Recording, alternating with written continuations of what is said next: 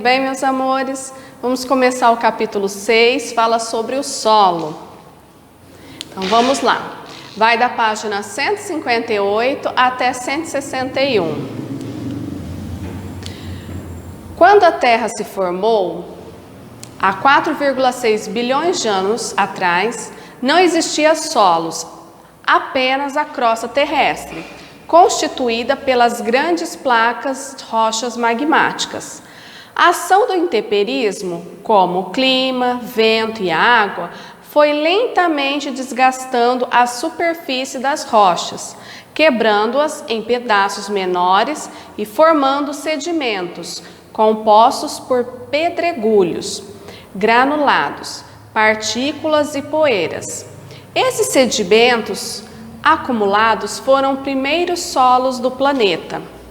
Posteriormente, com a existência da vida na Terra, a decomposição dos seres vivos também gerou material que passou a se agregar aos sedimentos rochosos e solos. O processo de formação dos solos é permanentemente e vem ocorrendo até os dias atuais. Então, quando iniciou o planeta, a formação do planeta Terra, que foi aproximadamente 4,6 bilhões de anos atrás, lembra que eu falei para vocês que começou, que ela era uma imensa bola de fogo e começou a esfriar de fora para dentro. Então, com o passar desses anos, começou a ter o que? A formação do solo, que o planeta foi se resfriando, tá? Então, o solo, ele era apenas a crosta terrestre.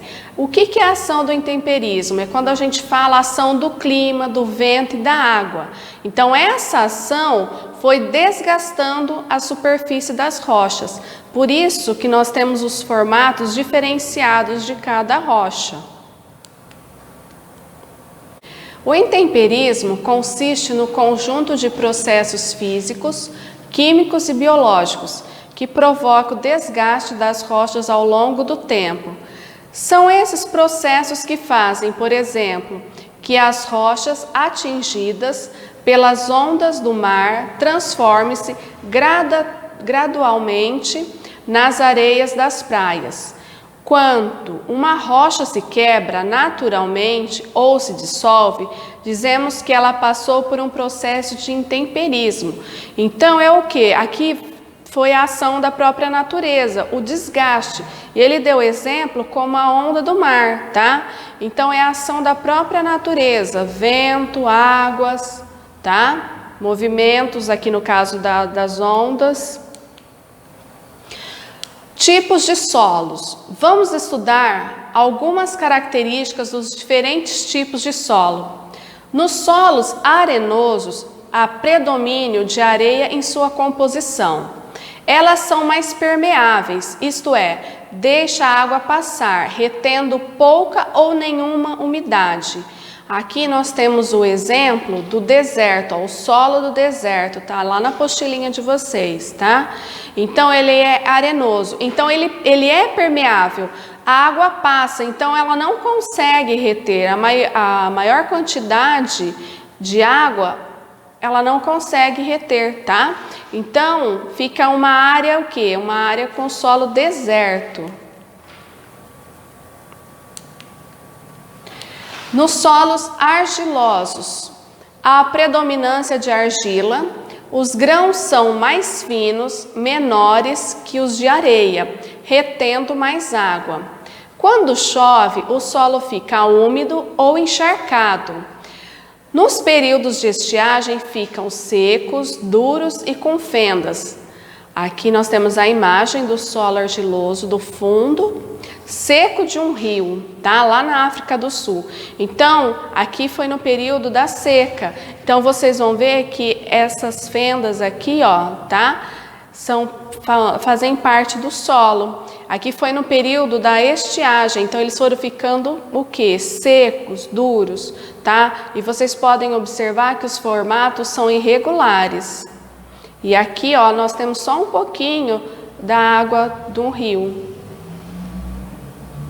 E essa parte já tinha secado. Os solos calcários formam-se normalmente em regiões ricas em rochas calcárias, com predominância do minério de cálcio em sua composição.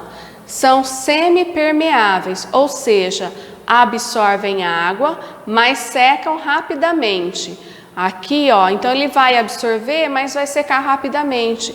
Então também não vai ser legal, não vai funcionar para o plantio, ó. Aqui nós temos uma mina de extração do minério de calcário, então ela se transforma numa mina, tá? Então não é um solo para o plantio. Existe também o solo umífero, que possui uma mistura de areia, argila e grande quantidade de humus. Aqui, ó, o que são humus? Matéria orgânica que compõe o solo, restante da decomposição de animais e plantas. Esse tipo de solo costuma ter a coloração mais escura e ser mais fértil, ideal para o cultivo. É arejado, permeável e fornece abundante quantidade de minerais e matéria orgânica, podendo ser chamado de terra. Esse solo que nós temos aqui nessa imagem, ele sim é próprio para o plantio, tá? Então ele consegue o que? Ele é permeável, tá? E ele vai ter quantidades de minerais suficientes, tá? Para a terra. Então nós temos aqui, ó, o humus. Lembrando, o que são humus? São matérias orgânicas, tá? Que são o que? Decomposição de animais. Então vai tornar esse solo próprio para o plantio. Bom, nós vamos fazer agora a atividade da página 162, 163. Próxima aula faremos a correção. Beijos, até lá!